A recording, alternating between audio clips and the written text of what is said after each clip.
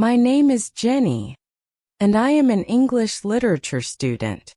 I want to share with you my journey of learning English, which has been both challenging and rewarding. Let me tell you how it all began, and how I improved my language skills step by step. It was a beautiful summer day, and I was on a train in London. The sun was shining through the windows, and the rhythm of the train moving along the tracks created a soothing background sound. I was traveling alone, enjoying the scenic views outside, when I noticed two women sitting across from me. They were engaged in a lively conversation, speaking English. At that time, I barely understood much of what they were saying, but something inside me urged me to try and speak with them. As a beginner, I knew only a few words, and my sentences were simple and broken. But I gathered my courage and attempted to say something. To my surprise, they understood me. They smiled warmly and responded kindly, making me feel at ease. This moment was truly special.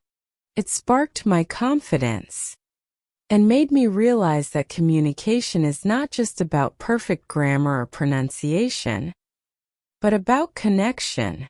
They explained that they were from England and had just returned from a conference. We talked for about 10 minutes, exchanging simple words and phrases. Despite my limited vocabulary, I felt an incredible sense of accomplishment. As we parted ways, they handed me their contact details and invited me to visit them in England someday. This encounter was a turning point for me. It marked the beginning of my deeper dedication to learning English. Motivated by this experience, I made a commitment to improve my English skills.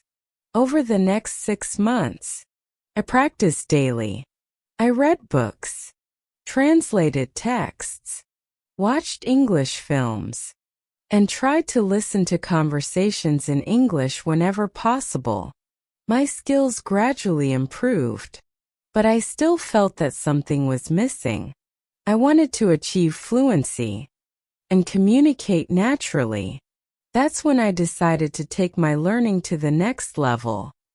I planned a trip to London, where I could immerse myself in the language and culture. Upon arriving in London, I enrolled in a language school. I was both excited and nervous about my first lesson, which was scheduled for Monday. As I stepped into the classroom, I was introduced to my teacher and fellow students. My teacher was a young, kind, and humble woman with a warm smile. I immediately felt comfortable in her presence. She started the lesson by asking each of us about our knowledge of the English language. Her approach to teaching was quite unique. No textbooks. Instead, she encouraged us to use English in our daily lives. This method resonated with me because I had always found textbooks too rigid and difficult to apply in real conversations. She explained that language is meant for communication, and that we should focus on expressing our thoughts and feelings rather than memorizing complex grammar rules. She emphasized that practice and daily usage of the language were the key to fluency. This perspective changed the way I approached learning English. In our next lesson, we discussed different ways to expand our vocabulary. One of my classmates asked what the most effective method for learning new words was. Our teacher's response was simple: reading. She explained that reading helps people acquire new words more naturally than any other method. To maximize the benefits, she advised us to read for at least 30 minutes every day. She also suggested selecting books or texts that match our interests and skill levels.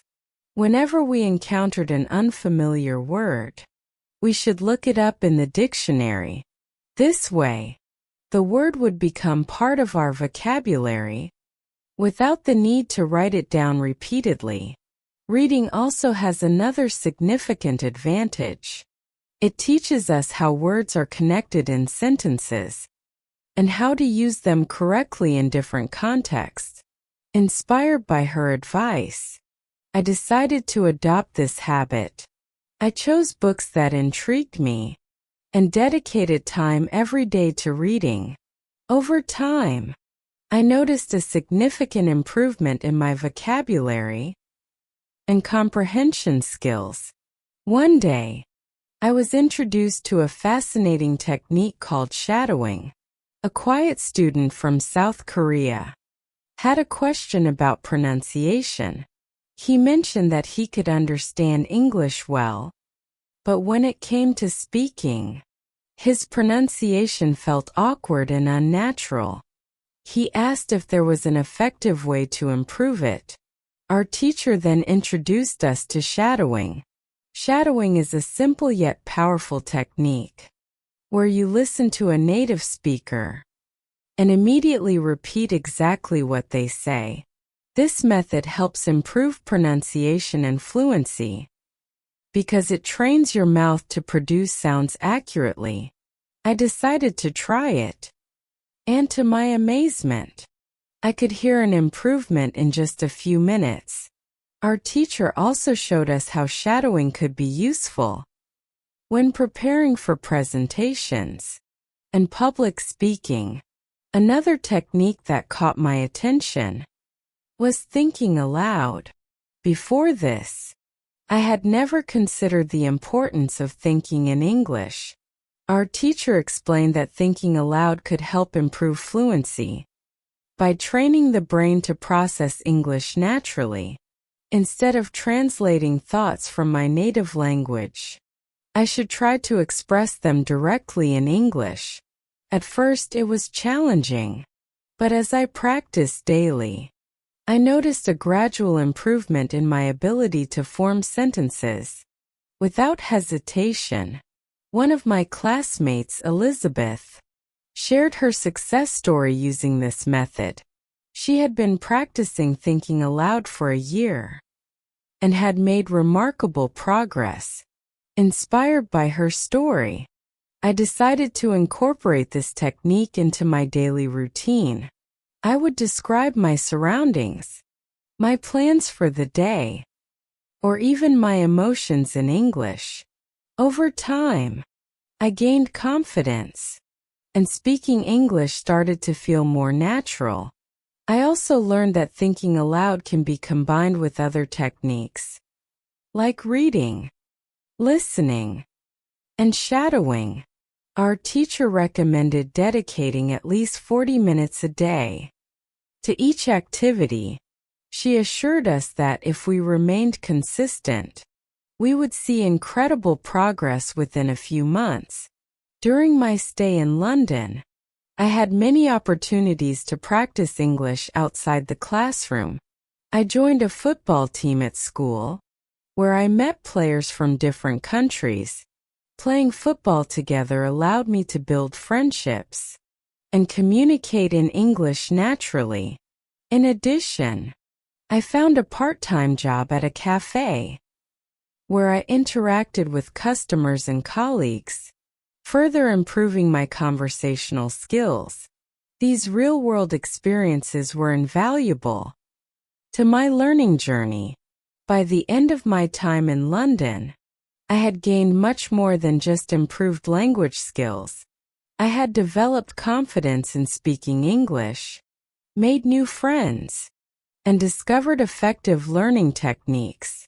The strategies I learned, reading, shadowing, and thinking aloud, transformed the way I approached language learning. They helped me move beyond textbooks and engage with the language in a meaningful way. My journey of learning English is far from over, but I am proud of how far I have come. Through dedication, practice, and immersive experiences, I have made significant progress. For anyone learning a new language, My advice is simple. Be patient. Practice daily. And don't be afraid to make mistakes. The journey may be challenging, but the rewards are truly worth it.